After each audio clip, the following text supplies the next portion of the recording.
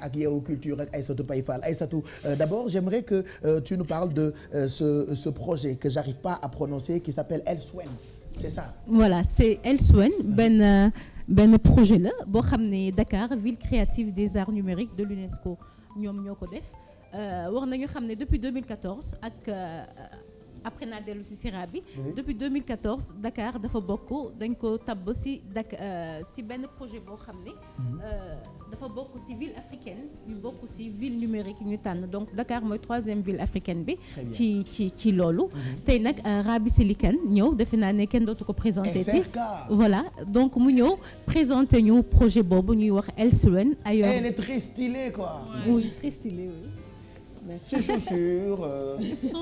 Son style. Voilà, elle a son style. J'adore son style quoi. Merci. Ah ouais. Ton style aussi. C'est une très grande créatrice. C'est elle qui a vraiment révolutionné la mode sur les podiums côté make-up. Elle Surtout a osé. Voilà, surtout make-up. Def na ay affaires yu exceptionnelles parce que d'habitude ñu dañ doon rester sur les couleurs mais tout ce qui est créativité maquillage artistique moom moo fexe moo am ci Elle a même défilé été à la avec Maison Khadignan donc bravo à toi. C'est vrai ou pas? Pas à la Maison Blanche aux alentours. mais aux alentours. tey affaire tubaab yi di teyul dara ci lu muy def. Maintenant Elswen c'est quoi Aïssatou? Voilà Elswen dafa nekk benn exposition la boo xamante ne moom la ñu nar a def yéen moom ngeen nar a def léegi dañ koy bàyyi moom mu dellu si mu wax ñu tuuti lan mooy Elswen exposition bi lan la. Bonjour. Bonjour, merci de me recevoir. Alors Elswen c'est un projet d'exposition. C'est une exposition collaborative qui aura lieu pendant la Biennale de Dakar. Juste rappeler que c'est ma petite cousine et elle parle bien. Voilà. Ok. Donc c'est une exposition collaborative, ça aura lieu pendant la Biennale de Dakar. Ce que ça a de particulier, c'est que ça rassemble à peu près 12 artistes qui viennent de 6 pays d'Afrique que j'ai eu à rencontrer l'année passée. Parce que l'année passée, j'ai eu une année qui m'a poussée à aller à la rencontre de plein de pays africains. Oui.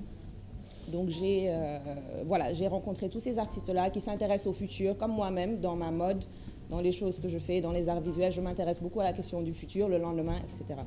Donc Elswen rassemble ces 12 artistes venus de ces 6 pays et ensemble, on va décrire une ville du futur. Et cette description-là va prendre la forme d'une grande exposition et c'est une exposition transafricaine quoi. D'accord. Qu'est-ce que vous exposez, vos modèles que vous créez lan ngeen di exposer yi ngeen di defar wala c'est des tableaux, c'est de la peinture, c'est des images que vous exposez. Qu'est-ce que vous exposez? Il y a différentes disciplines. Il y a des gens qui vont faire du film. D'accord. Il y en a qui vont moi je vais faire une installation de mode. Donc ce sera des vêtements mais des vêtements très artistiques avec de gros volumes. Et ce qu'il y a de particulier également, c'est qu'on va faire de la réalité virtuelle. D'accord. Alors la réalité virtuelle, c'est imaginer un film qu'on ne regarde pas comme ça, à plat, mais que vous soyez à l'intérieur du film. Donc vous mettez un casque, c'est ce que Marie-Bé appelle HD haute définition, c'est ça, à l'intérieur de la vidéo. C'est réalité virtuelle, beaucoup ak haute définition. D'accord. Donc les invités à Elswen vont mettre des casques de réalité virtuelle et ils pourront pénétrer dans cette ville-là qu'on a tous créée.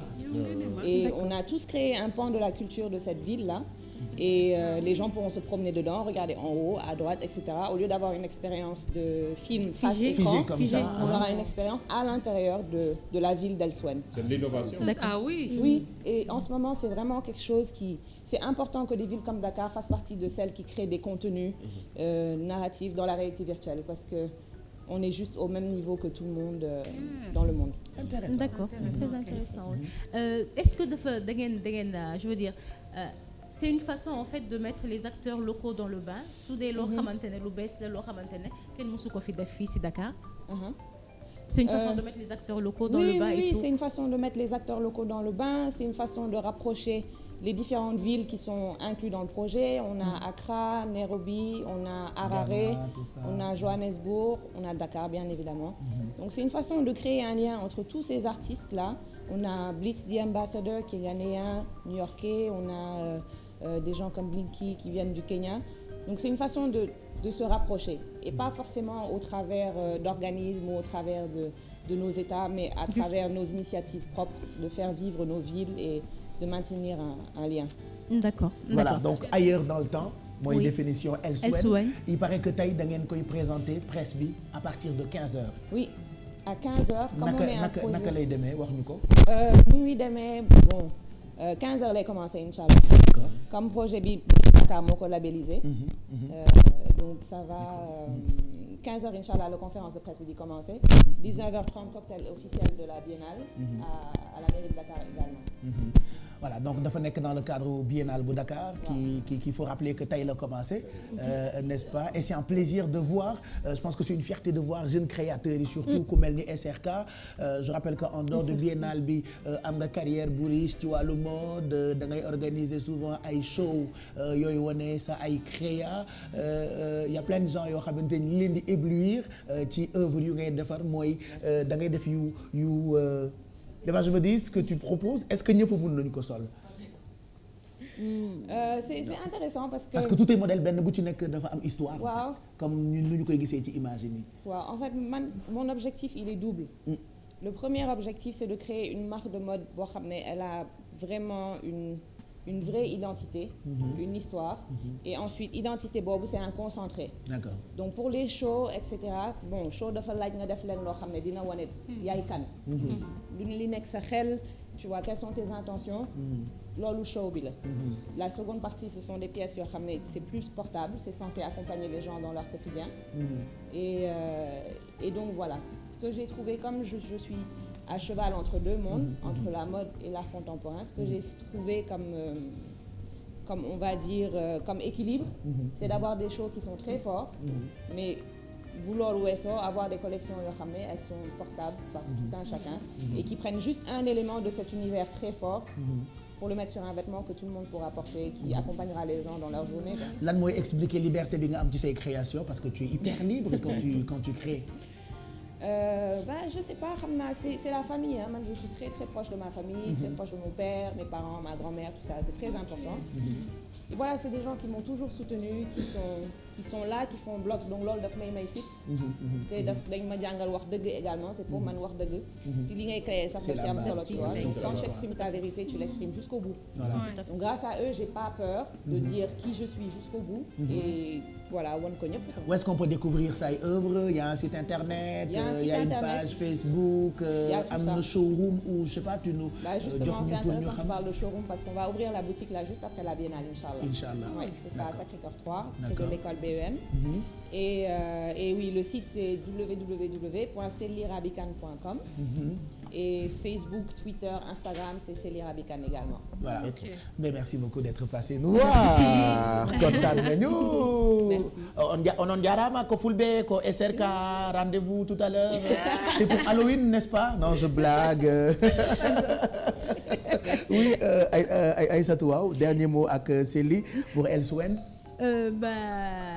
On sera là-bas, Inch'Allah, à 15h. Voilà. Voilà. Merci Célie. Merci beaucoup. Voilà. Et puis embrasse Célie. Ah, il y en a tellement. Voilà.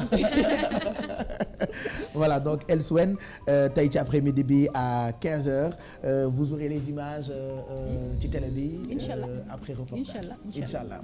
Voilà. En dehors de ça, Astou Paye, il y a aussi vidéo boo xamante ni dafa jëm ba tey ci biennale bi.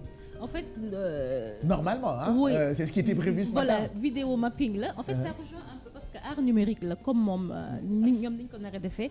En fait, c'est des images virtuelles. On en a parlé la dernière fois. Malheureusement, les invités ils sont pas venus.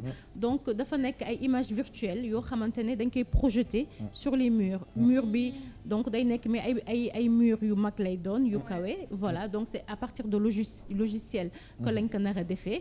Et c'est des arts numériques. Donc waa Unique ñi ko def ak Aïcha Dem bi nga xamante ne moo yore agenda Dakar. En fait, c'est pour jàppale artistes locaux yi ñu xam lan mooy vidéo mapping ak logiciel yu bees yi nga xamante ne moom la ñuy defaree art virtuel boobu ñuy wax art numérique. Voilà, c'est très intéressant. Donc tey ñoom lañ koy commencer ñoom tamit le 3 mai hôtel de ville de Dakar. Voilà, Cheikh Anta Diop. Cheikh Anta Diop, oui, c'est un livre. Cheikh Anta Diop et l'Afrique dans l'histoire du monde. ki ko bind di Pathé Diagne. En fait day reprendre la vie et l'œuvre de Cheikh Anta Diop pour ñi nga xamante ne xamuñu ko muy intellectuel. Je pense qu'on voit pas bien le livre ni nga ko wane noonu parce qu'il y a le soleil. Voilà. Tey mooy journée mondiale du soleil donc du coup à cause du soleil vous ne pourrez voir le livre parce que c'est en blanc et il y a le soleil mais quand même là voilà. aussi vous ne voyez toujours pas. Relis le titre, allez s'il te plaît. regardez parce que c'est en blanc. Tout c'est en est blanc. en blanc. D'accord. Parce qu'il y a le soleil. Bah tu peux relire le titre du oui, s'il te plaît. Cheikh Anta Diop et l'Afrique dans l'histoire du monde. De Pathé Diagne donc c'est l'œuvre de Cheikh Anta ak li mu def moom la ñu tënk ci livre bi. pour ñi nga xamante ne jotuñu ko xam li mu def lépp muy ñun intellectuels yeeg keneen ak keneen les étudiants les élèves donc boo liree livre bi di nga xam lu bëri ci Cheikh Anta Diop. Voilà, tu veux que je te montre les livres que j'ai une fois lus dans ma vie? Oui, vas-y. D'abord premier livre. Montrez-moi le premier livre. Ma dose ko tuuti comme quoi moi aussi je lis hein. Ne pensez pas que je ne lis pas. Moi dans ma vie j'ai lu L'os de Morlam. J'ai lu l'os de Morlam. Ouais. Oui, l'os. J'ai lu l'os de Morlam de Birago Diop. L'os livre de la boo Morlam. xamante ni ça nous a bercé. Oui, nous donc tous, pour yow mi naan du ma lire mus naa lire quand même. Bah, je t'ai pas dit ça, liraat naa Pape aussi beneen livre à part Bah, l'os si. de Morlam de Birago Diop j'ai aussi lu 50 nuances de gré. Un livre très voilà sur les bords. T'as lu les 3 tomes? Voilà, on demande pas aux enfants de lire. C'est un livre qui est interdit aux moins de 18 ans. Surtout que j'adore la page 74. Je sais que ñi seetaan bu ñu ko amee daw ñu ngi def nii pour xool page 74. Liraat naa aussi beneen livre pour doser la. J'ai aussi lu Les Soleils des Indépendances. Ah oui bii defe naa ñun ñu bëri jàng nañ ci. dama ko lire ba mu jeex je te jure. Lire naa aussi beneen livre pour doser la Aïssatou Paye Fall. Voilà, j'ai lu un autre livre. Normalement, il y a d'autres livres yoo xamante ne lire naa ko. kon 4 rek nga lire gum. Et non, lire naa ci yeneen quoi. Lire naa ci yeneen quoi. Franchement, Pape Samba, j'ai lu quoi moi. D'accord. Donc moi j'ai lu, voilà, j'ai lu. Je regarde l'autre livre que j'ai lu. Voilà, regardez, moi j'ai lu quoi. Bon, c'est pas grave, je vous montre les autres livres après. Sinon, on finit ak agenda culturel bi. waaw donc ñëpp xam nañ ko biennale bi tey lay commencé donc moo loo xam ne pendant un mois dina rythmer vie culturelle fii ci Sénégal mu am artistes yoo xam ne dinañ jógee yu bëri jógee fu nekk ñëw ay exposition lu nekk nar na am donc pendant un mois Dakar sera rythmé va être rythmé avec la biennale. Donc ñu dem ci festival de jazz 24e édition jazz qui reprend. Voilà, donc ce sera du 11 au 16 mai 2016. Voilà, il y aura aussi de grands artistes qui seront là-bas. Donc ñaari événement yooyu la tànn pour agenda culturel bi. Voilà, et puis je rappelle encore événement bi bi ñu doon waxtaan léegi nii ak Sely Rabi Kane ak Dakar Ville Créative art numérique de l'UNESCO conférence de presse bi pour le projet Elsewhen tey la à partir de 15h à l'hôtel de ville de Dakar. Intéressant pour ñi nga xamante ne ñoom ñoo bëgg culture. Merci beaucoup Aïssatou Paye Fall. On va continuer.